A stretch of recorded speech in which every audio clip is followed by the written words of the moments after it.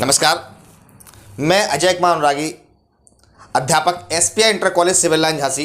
बच्चों, आज हम माध्यमिक शिक्षा विभाग उत्तर प्रदेश कक्षा 11 विषय राजनीति विज्ञान, नागरिक शास्त्र, भारत का संविधान, सिद्धांत और व्यवहार के अध्याय 5 विधायिका के प्रथम भाग का अध्ययन करेंगे। बच्चों, इस अध्याय को हमने 2 भागों में विभक्त किया है, तो आज हम सबसे पहले इसके प्रथम भाग का अध्ययन करेंगे। तो इस भाग में हम निम्नलिखित बातों की जानकारी प्राप्त करेंगे। हम जानेंगे कि विधायिका का महत्व क्या है, इसके महत्व को जान सकेंगे, संसद के कार्य और शक्तियों को समझ सकेंगे, कानून कैसे बनता है इसकी जानकारी प्राप्त करेंगे। हम जानेंगे कि संसद कार्यपालिका को कैसे नियंत्रित करती है। साथ ही साथ हम जान पाएंगे कि संसद अपने ऊपर कैसे नियंत्रण रखती है। तो आइए बच्चों, हम देखते हैं। सबसे पहले हम समझने का प्रयास करते हैं कि संसद हमें क्यों चाहिए, संसद की हमें आवश्यकता क्यों होती है। विधायिका केवल कानून बनाने वाली संस्था नहीं है, इसके अनेक महत्वपूर्ण कार्यों में से कानून बनाना भी एक कार्य है।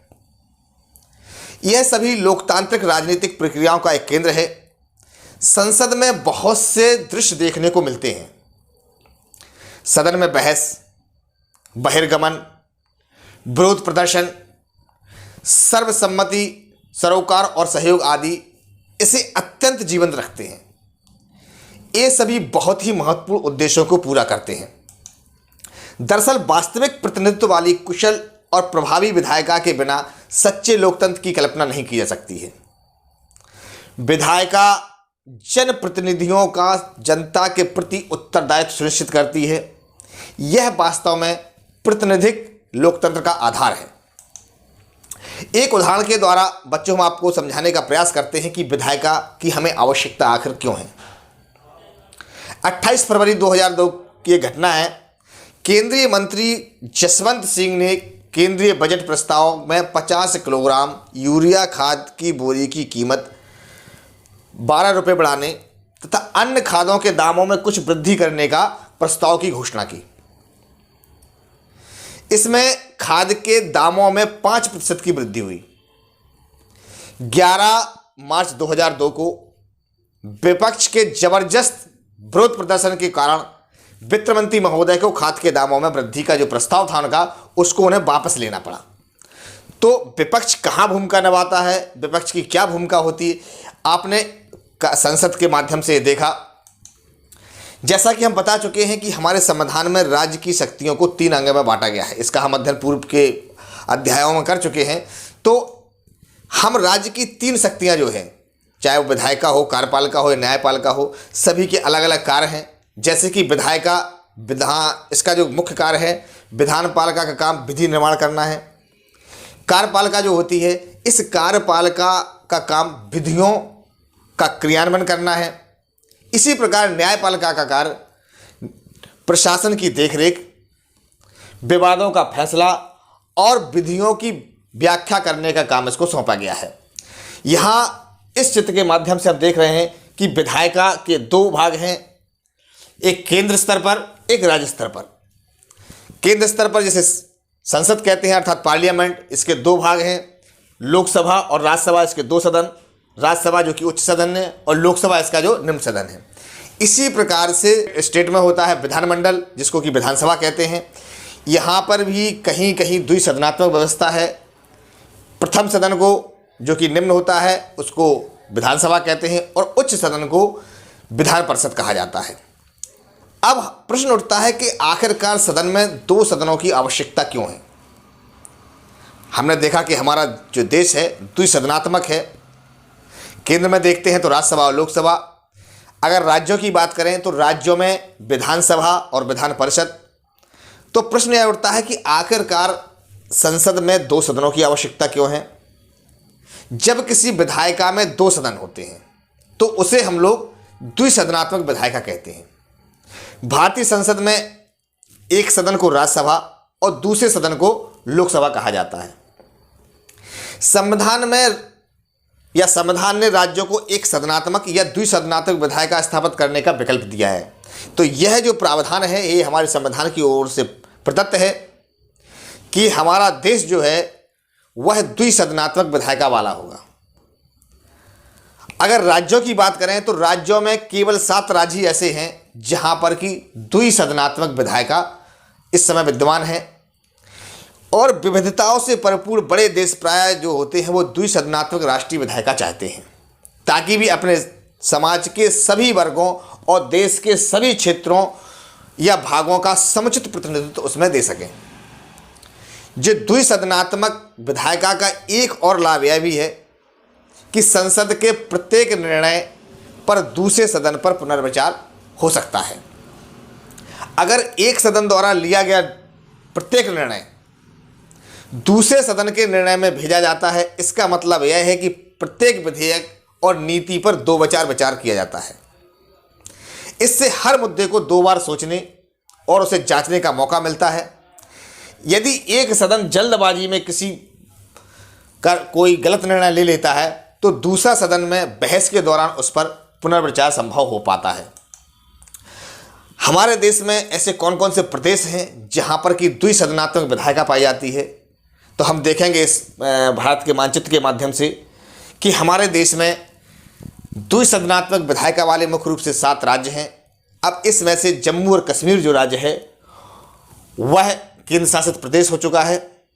उसके पूर्व यह द्विसदनात्मक विधायिका वाला राज्य था। अब अगर हम इस भारत के मानचित्र के माध्यम से देखते हैं तो सबसे ऊपर आप देख रहे हैं जम्मू और कश्मीर, उत्तर प्रदेश, बिहार, महाराष्ट्र, तेलंगाना, कर्नाटक और आंध्र प्रदेश। यह वो राज्य हैं जहां पर कि द्विसदनात्मक विधायिका पाई जाती है। अब बच्चों बात करते हैं राज्यसभा की। तो आइए बच्चों हम समझते हैं कि राज्यसभा क्या है। भारतीय संविधान के प्रवर्तन के बाद काउंसिल ऑफ स्टेट का गठन किया गया था। यह गठन जो है 3 अप्रैल 1952 को किया गया था। इसकी पहली बैठक 13 मई 1952 को हुई थी। इसकी अध्यक्षता तत्कालीन उपराष्ट्रपति डॉक्टर सर्वपल्ली राधाकृष्णन के द्वारा की गई थी और 23 अगस्त 1954 को सभापति ने सदन में घोषणा की कि काउंसिल ऑफ स्टेट्स को अब राज्यसभा के नाम से जाना जाएगा। तो यह जो काउंसिल ऑफ स्टेट्स है, पहले इसका नाम राज्यसभा का काउंसिल ऑफ स्टेट हुआ करता था, लेकिन 1954 के बाद इसका नाम काउंसिल ऑफ स्टेट से हटा करके राज्यसभा कर दिया गया। राज्यसभा के स्वरूप की बात करें तो संविधान के अनुच्छेद 80 के अनुसार राज्यसभा में 250 सदस्य होते हैं, जिसमें 12 सदस्य जो हैं राष्ट्रपति द्वारा नामित किए जाते हैं और बाकी के 238 सदस्य जो हैं चौथी अनुसूची में जनसंख्या के आधार पर राज्यों से चुने जाते हैं। यह जो संविधान की चौथी अनुसूची है यह प्रत्येक राज्य से निर्वाचित होने वाले सदस्यों की संख्या को निर्धारित करती है। अर्थात इस चौथी अनुसूची में किस राज्य से कितने सदस्य संसद भेजे जाएंगे उनकी संख्या निर्धारित की गई है। वर्तमान समय में राज्यसभा की प्रभावी जो संख्या है वह 245 है और राष्ट्रपति द्वारा नामित सदस्यों सहित यह 245 है। इसमें से 12 सदस्य जो राष्ट्रपति द्वारा नामित किए जाते हैं, वह जो 12 सदस्य नामित होते हैं वह विशेष तौर पर साहित्य, विज्ञान, कला तथा समाज सेवा के क्षेत्र में उनका विशेष योगदान हो, ऐसे विशेष व्यक्तियों को राष्ट्रपति राज्यसभा के लिए मनोनीत करता है। अगर राज्यवार सदस्यों की सूची देखें तो इस भारत के मानचित्र में आप देख रहे हैं कि जो बड़ी संख्या है किसी भी राज्य में आप अंकित देख रहे हैं वह उस प्रदेश की लोकसभा की संख्या को प्रदर्शित करता है और उसी राज्य में जो नीचे संख्या दी गई है वह उस राज्य से राज्यसभा के लिए कितने सदस्य निर्वाचित होंगे उसकी संख्या निर्धारित करती है। जैसे कि हम उत्तर प्रदेश में देख रहे हैं 80 और 31, 80 एंड 31 की संख्या हमें दिखाई दे रही है। अर्थात हमारे इस उत्तर प्रदेश से 80 सदस्य जो हैं वो लोकसभा के लिए निर्वाचित होंगे और 31 जो हैं वह उत्तर प्रदेश के लिए राज्यसभा में सीटें निर्धारित हैं। इसी प्रकार से आप बड़े बड़े जो राज्य देखेंगे जैसे महाराष्ट्र है, इसमें 48 लोकसभा की सीटें हैं और 19 राज्यसभा की सीटें हैं। यहाँ पर एक चार्ट के माध्यम से आप समझ लें कि राज्य का नाम दिया गया है, सदस्यों की संख्या दी गई है, तो किस राज्य में राज्यसभा के कितने सदस्य नामित होंगे वह पूरे देश का हमारा ये चार्ट है। आंध्र प्रदेश में जैसे कि 11, अरुणाचल प्रदेश में 1, असम में 7, बिहार में 16। इस प्रकार से आप पूरा इसको देख सकते हैं कि क्रम से दिया गया है किस राज्य में कितने सांसद जो हैं, जो राज्यसभा के सदस्य होंगे वो नामित हो जो चुने जाएंगे, किस राज्य से कितने हैं, उनकी संख्या यहाँ पर निर्धारित की गई है। आगे हम देखते हैं कि राज्यसभा सदस्य हेतु क्या पात्रता है, कौन कौन सी ऐसी विशेष अर्हताएं होनी चाहिए। तो संविधान के अनुच्छेद 84 में संसद की सदस्यता के लिए कुछ अर्हताएं हैं वो निर्धारित की गई हैं कि राज्यसभा की सदस्यता के लिए अर्ह होने के लिए किसी व्यक्ति के पास निम्नलिखित अर्हताएं होनी चाहिए। यहाँ क्रम से आप देखें उनको कि उसे भारत का नागरिक होना चाहिए। तो प्रथम जो शर्त है उसे भारत का नागरिक होना चाहिए और निर्वाचन आयोग द्वारा निमित्त प्राधिकृत किसी व्यक्ति के समक्ष तीसरी अनुसूची में इस प्रयोजन के लिए दिए गए प्रारूप के अनुसार शपथ लेनी चाहिए या प्रतिज्ञान करना चाहिए और उस पर अपने हस्ताक्षर करनी चाहिए। अर्थात तीसरी अनुसूची के अंतर्गत जो भी प्रावधान किया गया है उस पर उनको अपने हस्ताक्षर करने होते हैं, उसका प्रतिज्ञान लेना होता है। यह तीसरी अनुसूची क्या है? इस तीसरी अनुसूची में देश के जो विभिन्न पदाधिकारी हैं, सर्वोच्च पदाधिकारी जिन्हें कहते हैं, जैसे राष्ट्रपति हुआ, उपराष्ट्रपति हुए, मंत्री हुए, उच्चतम एवं उच्च न्यायालय के न्यायाधीश, इनके पद ग्रहण के समय ली जाने वाली शपथ का उल्लेख होता है। तो बच्चों आपने समझ लिया है कि हमारे देश में जो तीसरी अनुसूची है उस तीसरी अनुसूची में जो देश के सर्वोच्च पदाधिकारी हैं उनके द्वारा पद ग्रहण के समय ली जाने वाली शपथ का उल्लेख किया गया है। राज्यसभा सदस्य के लिए जो दूसरी मुख्य शर्त है कि उसे कम से कम 30 वर्ष की आयु का होना चाहिए, अर्थात उसकी आयु जो हो कम से कम 30 वर्ष पूर्ण हो चुकी हो। और तीसरी शर्त है कि उसके पास ऐसी अन्य अर्हताएं होनी चाहिए जो संसद द्वारा बनाई गई किसी विधि द्वारा या उसके अधीन इस निमित्त विहित की जाए। अर्थात संसद के द्वारा जो भी निर्धारित की जाएंगी वह सारी अर्हताएं उस व्यक्ति विशेष के पास होनी चाहिए, तभी वह राज्यसभा का सदस्य नामित हो सकता है। अब हम बात करते हैं कि राज्यसभा की जो सीटें हैं वो किस हिसाब से राज्यवार डिवाइड की गई हैं। तो आबादी के हिसाब से राज्यों को राज्यसभा की सीटें निर्धारित की गई हैं। संविधान की अनुसूची 4 के मुताबिक किस राज्य में राज्यसभा की कितनी सीटें होंगी ये उस राज्य या केंद्र शासित प्रदेश की आबादी के आधार पर तय होता है। उदाहरण के लिए उत्तर प्रदेश की जनसंख्या सबसे ज़्यादा है, ऐसे में उत्तर प्रदेश के लिए 31 सीटें निर्धारित की गई हैं। इसके बाद महाराष्ट्र में 19 सीटें, इसी तरह पश्चिम बंगाल और बिहार में 16-16 सीटें हैं। वहीं गोवा, मिजोरम, अरुणाचल प्रदेश, मेघालय जैसे राज्यों में केवल एक सीट राज्यसभा के लिए निर्धारित की गई है। इस प्रकार राज्यसभा के सदस्यों की कुल संख्या इस समय वर्तमान में 233 हो जाती है। इस समय अंडमान निकोबार द्वीप समूह, लक्षद्वीप, चंडीगढ़, दमन और दीव तथा दादरा नगर हवेली जैसे केंद्र शासित प्रदेशों से कोई भी प्रतिनिधि राज्यसभा के लिए इस समय नहीं चुना जाता है। यानी वर्तमान में जो राज्यसभा के कुल सदस्यों की संख्या है वह 245 है, 12 राष्ट्रपति के द्वारा नामित सहित। तो बच्चों जैसा कि हम जान चुके हैं कि राज्यसभा के सदस्यों को 6 वर्ष के लिए निर्वाचित किया जाता है, उन्हें दोबारा निर्वाचित भी किया जा सकता है। राज्यसभा के सभी सदस्य अपना कार्यकाल एक साथ पूरा नहीं करते। इसकी बहुत बड़ी खासियत है कि जो भी इनका चुनाव होता है वो एक साथ नहीं होता है, ना ही इनके समस्त जो सदस्य हैं एक साथ अपना कार्यकाल पूरा करते हैं। प्रत्येक 2 वर्ष पर राज्यसभा के 1/3 सदस्य जो होते हैं वो अपना कार्यकाल पूरा करते हैं और 1/3 सदस्यों की सीटों के लिए प्रत्येक 2 वर्ष बाद चुनाव होता है।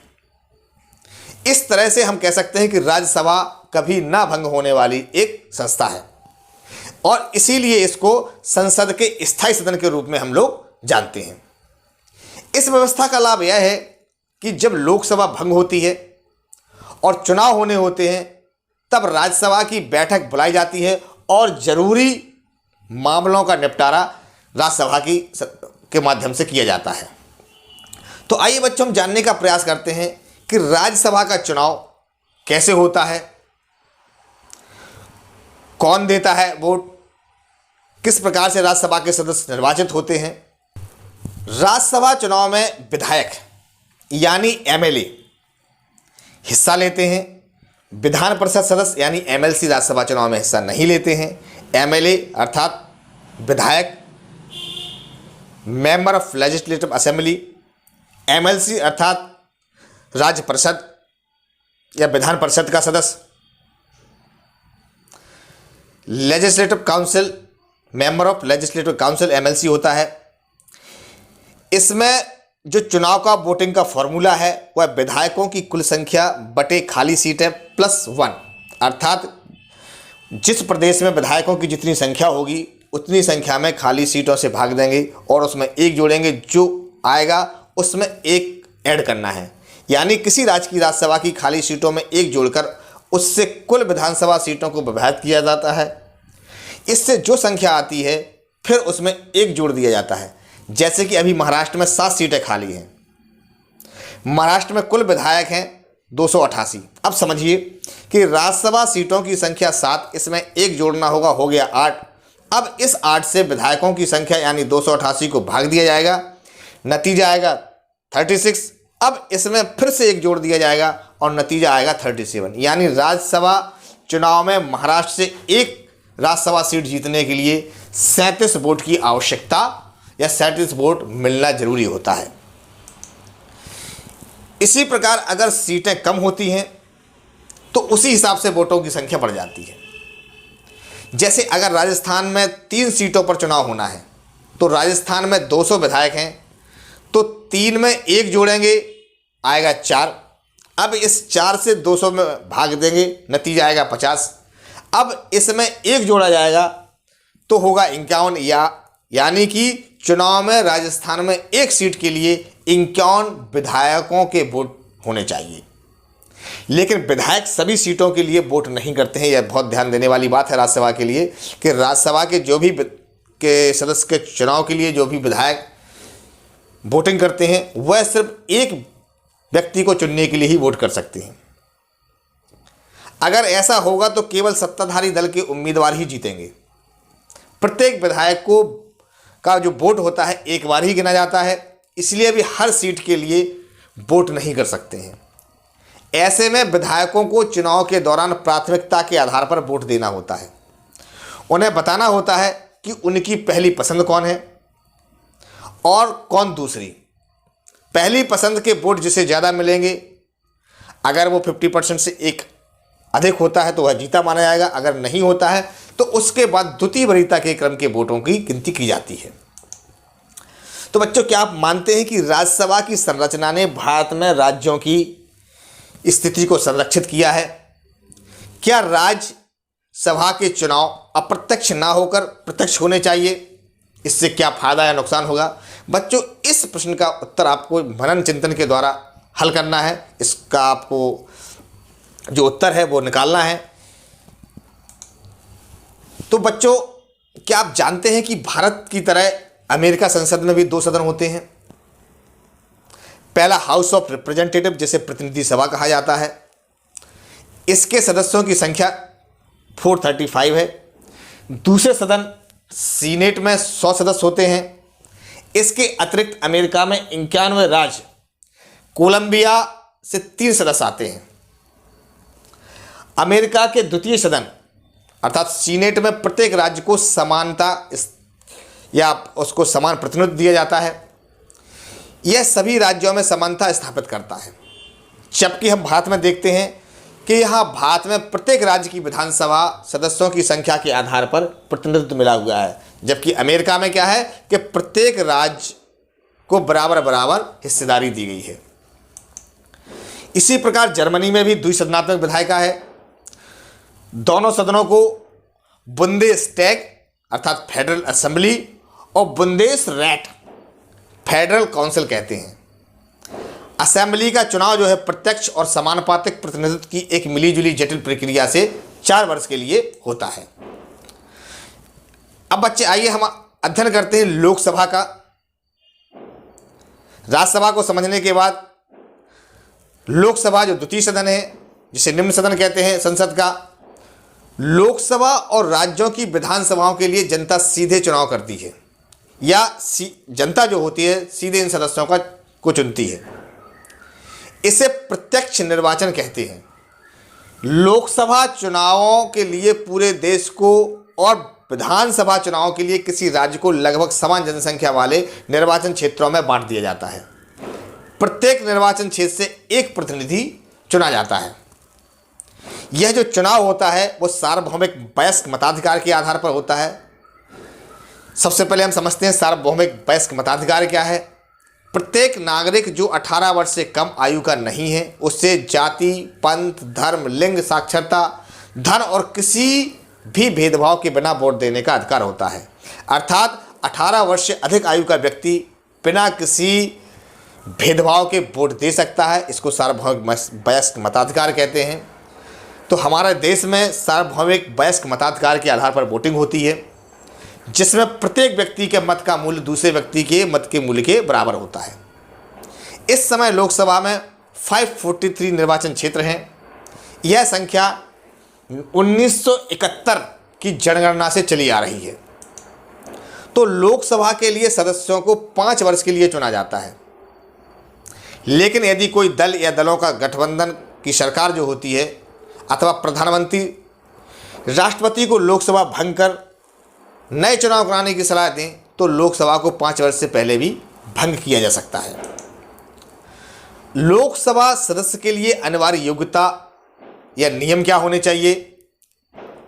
तो सबसे पहले तो भारत का नागरिक हो, उसकी आयु 25 वर्ष से कम ना हो, वह भारत सरकार या राज्य सरकार के अधीन किसी लाभ के पद पर आसीन ना हो, वह पागल या दिवालिया ना हो। तो बच्चों, क्या आप बता सकते हैं कि 1971 की जनगणना से लोकसभा में सीटों की संख्या नहीं बढ़ी है? क्या आप मानते हैं कि इसे बढ़ाना चाहिए? इसके लिए क्या आधार होना चाहिए? इस प्रश्न के उत्तर का आप मनन करें। इसको अवश्य आप अपने विवेक के आधार पर इसका लिखें। इसके बाद हम देखते हैं कि संसद के कौन कौन से कार्य हैं। तो मुख्य रूप से संसद के निम्नलिखित कार्य आप यहाँ देख रहे हैं: विधायी कामकाज, कार्यपालिका पर नियंत्रण तथा उसका उत्तरदायित्व सुनिश्चित करना, वित्तीय कार्य, प्रतिनिधित्व, बहस का मंच, संवैधानिक कार्य, निर्वाचन संबंधी कार्य और न्यायिक कार्य। यह संसद के विभिन्न कार्य हैं। तो आइए सबसे पहले क्रम से इनको हम समझने का प्रयास करते हैं। सबसे पहले विधायी कामकाज। संसद पूरे देश या देश के किसी भाग के लिए कानून बनाती है। कानून बनाने वाली सर्वोच्च संस्था होने के बावजूद संसद प्रायः नियमों को केवल स्वीकृति देने मात्र का काम करती है। विधेयकों को तैयार करने का वास्तविक काम तो किसी मंत्री के निर्देशन में नौकरशाही करती है। विधेयक का उद्देश्य और संसद में उसे प्रस्तुत करने का समय मंत्रिमंडल तय करता है। कोई भी महत्वपूर्ण विधेयक बिना मंत्रिमंडल की स्वीकृति के संसद में पेश नहीं किया सकता। दूसरा है कार्यपालिका पर नियंत्रण तथा उसका उत्तरदायित्व सुनिश्चित करना। संसद का सबसे महत्वपूर्ण काम कार्यपालिका को उसके अधिकार क्षेत्र में सीमित रखने तथा जनता जिसने उसे चुना है के प्रति उसका उत्तरदायित्व सुनिश्चित करना होता है। तीसरा इसका जो मुख्य कार्य है वह है सरकार को बहुत से काम करने पड़ते हैं और इन कामों पर धन खर्च होता है। यह धन कहाँ से आता है? प्रत्येक सरकार कर वसूली के द्वारा अपने संसाधनों को बढ़ाती है, लेकिन लोकतंत्र में संसद कराधान तथा सरकार द्वारा धन के प्रयोग पर नियंत्रण रखती है। यदि भारत सरकार कोई नया कर प्रस्ताव लाए तो उसे संसद की स्वीकृति लेनी पड़ती है। संसद की वित्तीय शक्तियां उसे सरकार के कार्यों के लिए धन उपलब्ध कराने का अधिकार देती हैं। सरकार को अपने द्वारा खर्च किए गए धन का हिसाब तथा प्रस्तावित आय का विवरण संसद को देना पड़ता है। संसद यह भी सुनिश्चित करती है कि सरकार ना तो गलत खर्च करे और ना ही ज़्यादा खर्च करे। इसके बाद है प्रतिनिधित्व। संसद के विभिन्न क्षेत्रीय, सामाजिक, आर्थिक और धार्मिक समूहों के अलग अलग विचारों का प्रतिनिधित्व करती है। अर्थात संसद ऐसे सदस्यों को चुनती है जिससे कि देश के समस्त क्षेत्र और हर तरह के सामाजिक लोग आर्थिक ऐसा भी ना हो कि सिर्फ अर्थ से संपन्न लोग ही उसमें सम्मिलित हो सकें या किसी धर्म विशेष के लोग सम्मिलित हो सकें। अर्थात हमारा संसद जो है, हमारे संसद के जो सदस्य निर्वाचित होते हैं वह देश के प्रत्येक क्षेत्र का प्रतिनिधित्व करने वाले लोग होते हैं। इसके बाद है बहस का मंच। बहस का मंच संसद देश में वाद विवाद का सर्वोच्च मंच है। विचार विमर्श करने की उसकी शक्ति पर कोई अंकुश नहीं है। सदस्यों को किसी भी विषय पर निर्भीकता से बोलने की स्वतंत्रता है। इससे संसद राष्ट्र के समक्ष आने वाले किसी एक या हर मुद्दे का विश्लेषण कर पाती है। यह विचार विमर्श हमारी लोकतांत्रिक निर्णय प्रक्रिया की आत्मा है। इसके बाद बच्चों आता है संवैधानिक कार्य कि हमारे देश की संसद के कौन कौन से संवैधानिक कार्य हैं। तो संसद के पास संविधान में संशोधन करने की शक्ति है। संसद के दोनों सदनों की संवैधानिक शक्तियां एक समान हैं। प्रत्येक संविधान संशोधन का संसद के दोनों सदनों के द्वारा एक विशेष बहुमत से इसको पारित होना जरूरी होता है। सातवां है निर्वाचन संबंधी कार्य। संसद चुनाव संबंधी भी कुछ कार्य करती है। यह भारत के राष्ट्रपति और उपराष्ट्रपति का चुनाव करती है। इसके अलावा हमारी संसद के कुछ न्यायिक कार्य भी हैं, जैसे कि भारत के राष्ट्रपति, उपराष्ट्रपति तथा उच्च न्यायालय और सर्वोच्च न्यायालय के न्यायाधीशों को हटाए जाने के प्रस्ताव पर विचार करना कार्य संसद के न्यायिक कार्य के अंतर्गत आते हैं। इसके अलावा उनको शपथ दिलाना। तो बच्चों, इस अध्याय के प्रथम भाग में हमने विधायिका के अंतर्गत संसद के दोनों सदनों लोकसभा एवं राज्यसभा का अध्ययन किया। अगले भाग में हम लोकसभा तथा राज्यसभा की विभिन्न शक्तियों का अध्ययन करेंगे। साथ ही संसद कैसे कानून बनाती है इसके बारे में जानेंगे। तो इस भाग में अभी हमने जो अध्ययन किया है उसका एक बार पुनरावलोकन करते हैं। तो बच्चों, हमने इस पाठ के अंतर्गत जाना कि हमें संसद की क्यों आवश्यकता है,